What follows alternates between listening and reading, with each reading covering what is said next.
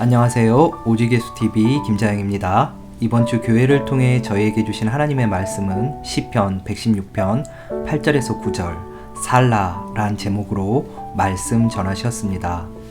주께서 내 영혼을 사망에서 내 눈을 눈물에서 내 발을 넘어짐에서 건지셨나이다. 내가 생명이 있는 땅에서 여호와 앞에 행하리로다. 시편 116편 8절에서 9절 말씀. 오늘의 설교 목적입니다. 생명으로 산다는 것이 무엇인지 깨닫는 것입니다. 생명은 영혼과 직결되어 있습니다. 육체의 코 끝에서 생명이 멈출 때의 그 생명이 아닙니다. 육신은 원어적으로 사르크스, 고깃덩어리입니다. 오늘 말씀에서의 생명은 영혼을 소유한 것입니다. 생명 있으라, 이것은 영혼을 소유했느냐 하는 질문입니다. 새해가 되면 인사말로 새해 복 많이 받으세요라고 합니다. 그런데 믿음의 사람은 복을 받는 사람들이 아니라 복이 있는 인생입니다.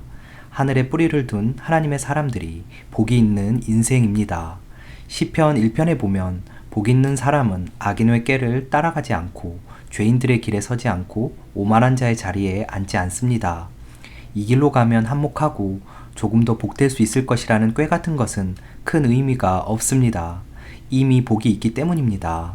이런 복이 있다는 것이 생명이 있다, 영원을 소유했다는 뜻입니다.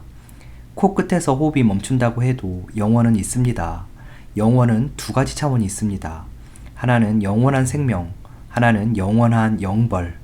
호흡이 멈춰도 모두 다 영원을 삽니다. 영생을 사는가, 영벌을 취하는가, 그 차이입니다.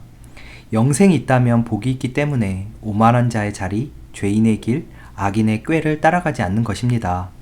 갑질할 수 있고 영향력 극대화할 수 있는 자리, 오만 방자한 자리 의미 없습니다. 복이 있기 때문입니다. 그 생명 소유하고 있지요. 시편 116편은 지옥과 같은 고통, 감당할 수 없는 고통에 처해 있을 때 기도한 내용입니다. 다윗의 시라고 추정하지만 근거는 없습니다. 3절에서 사망의 줄이 나를 두르고 수월의 고통이 내게 있어 환난과 슬픔이 있다고 합니다. 여러분은 이런 환경에서 어떤 기도를 하십니까? 청년들 취업, 몸이 아픈 사람은 낫게 해달라고 기도할 것입니다. 그런데 시편 저자는 4절에서 내 영혼을 건져달라고 기도하고 있습니다. 문제를 해결하고 채워달라고 기도하는 것이 아니라 영혼을 건져달라고 기도하고 있습니다. 이미 생명이 있기 때문에 영혼을 가진 내 영혼이 흔들리면 안 되니까 내 마음을 붙들어 달라고 기도하고 있습니다. 오늘 말씀 8절에서 주님께서 내 영혼을 죽음에서, 내 눈을 눈물에서, 내 발을 넘어짐에서 건지셨다는 것은 문제가 해결되었다는 뜻이 아니라 내 영혼과 눈과 발이 죽음과 눈물과 넘어짐 같은 문제에 흔들리지 않고 영원에 주목할 수 있도록 건지셨다는 뜻입니다. 마태복음 8장, 마가복음 4장, 누가복음 8장에는 폭풍 가운데 주무시는 주님과 주님을 깨우는 제자들이 나옵니다. 풍랑이 그냥 풍랑이 아니고 금방 배가 뒤집어질 정도로 엄청난 광풍입니다. 그 풍랑 속에서 주님은 주무셨습니다. 평소 주님을 모신 제자들은 광풍에 놀라 죽게 됐다고 주님을 깨웁니다. 이것은 신앙생활의 모범입니다. 인생이 힘들 때 주님을 찾아가라고 하지 않습니까? 그런데 주님은 어찌하여 무서워하느냐, 믿음이 작은 자들아 하시고 제자들을 꾸짖으셨습니다. 풍랑을 고쳐 주시옵소서 하는 기도가 잘못됐다는 말씀입니다. 그럼 무엇을 기도해야 합니까? 이 폭풍이 잠잠해지기를 기도하는 것이 아니라 이 폭풍 가운데에서도 내 영혼이 상하거나 흔들리지 않게 해달라고 기도해야 합니다. 영혼을 소유했기 때문입니다. 코끝에 호흡이 그쳐서 죽는다 해도 영혼은 영원히 죽지 않기 때문입니다. 그 환경으로 마음이 흔들릴 수 없다고, 내 영혼을 구원해 달라고 기도하라는 말씀입니다. 오늘 말씀 9절에서 시편 저자는 생명이 있는 땅에서 코끝이 호흡이 있는 동안, 육이 호흡하는 동안 하나님 앞에서 행하겠다고 합니다. 믿음은 관념이 아닙니다. 사실로 나타나야 합니다. 실제된 것이 무엇인지 드러나야 합니다. 모든 삶의 자리에서 우선순위가 하나님이어야 합니다. 그 실체가 무엇입니까? 하나님 앞에서입니다. 하나님 앞에 서면 하나님이 먼저 보이게 됩니다. 돈에 대한 문제가 먼저 마음에 보이는 것이 아니라 마음에는 먼저 하나님이 보이는 것입니다. 그것이 코람데오입니다. 무엇을 보든 하나님을 먼저 보게 해주세요. 이것이 바라보는 것입니다. 생명 있는 사람은 그렇게 됩니다. 민수기 21장을 보면 애굽에서 가나안까지는 보통 넉넉하게 잡아도 2주면 가는데 하나님께서 그 길을 빙빙 돌게 하십니다.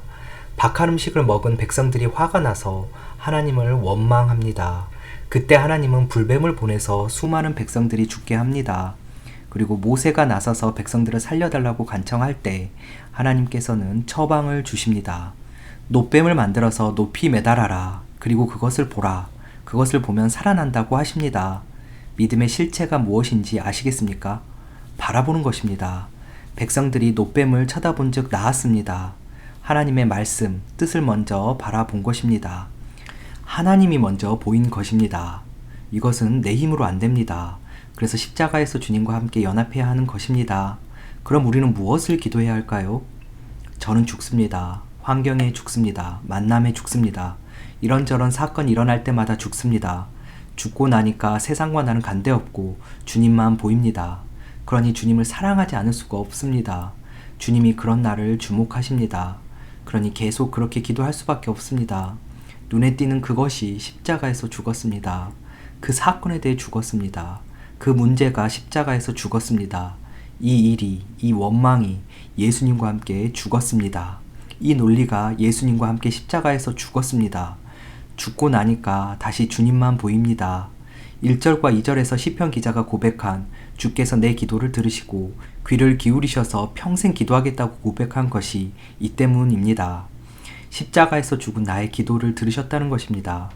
그 원리를 아니까 어떤 사건이든 어떤 환경에서든 내가 흔들릴 수 없습니다. 내 영혼을 구하시옵소서. 주님에 대한 신뢰가 충만하니까 주님을 더 의지합니다.